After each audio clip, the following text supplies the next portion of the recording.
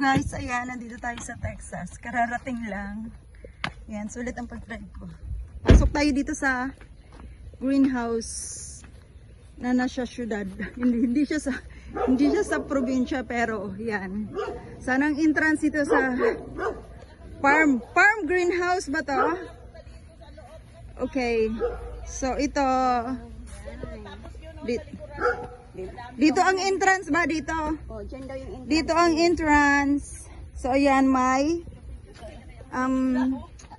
kalamansi. Yan oh, may kalamansi na oh. Kalamansi. So ayan ang mga halaman ni ate. Iba't ibang halaman. May lemongrass, another kalamansi. Ayan ang mga purple beans, Asian. Ayun, nangunguha na sila. So dito kami magpa-party sa magandang greenhouse ni ate. So naka-ready na. Ayan ang may-ari. May ikakasal si Eileen. Hindi ako ikakasal. Mag-ano lang kami. Magla-lunch kami dito. So ayan, ang ganda ng greenhouse, di ba? Aligaya, ang sexy ng tagaluto namin, oh. Wala pa yung magkakasal. Parang kasal eh. Ang daming mga ingredients ni ate. Wala pa yung Nag-prepare talaga siya.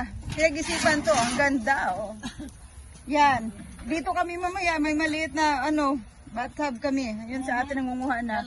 Yung upo, ayan. Nagba-barbecue. Siyempre may hipon kasi vegetarian ako. Bebe! Hello, bebe. Yan, ito na tayo. Marami nga. Marami. Yan ang anak kong mabait. So, dito tayo. Papasok tayo. Yan, naka-ready. May pan. May pritong isda. Ang dami. May ice kami rito. Tapos, may rice cooker. Nakaluto na rin ng rice. Mga upuan pa rito. Mamaya mag-ready kami for halo-halo. At saka social ang greenhouse ni ate.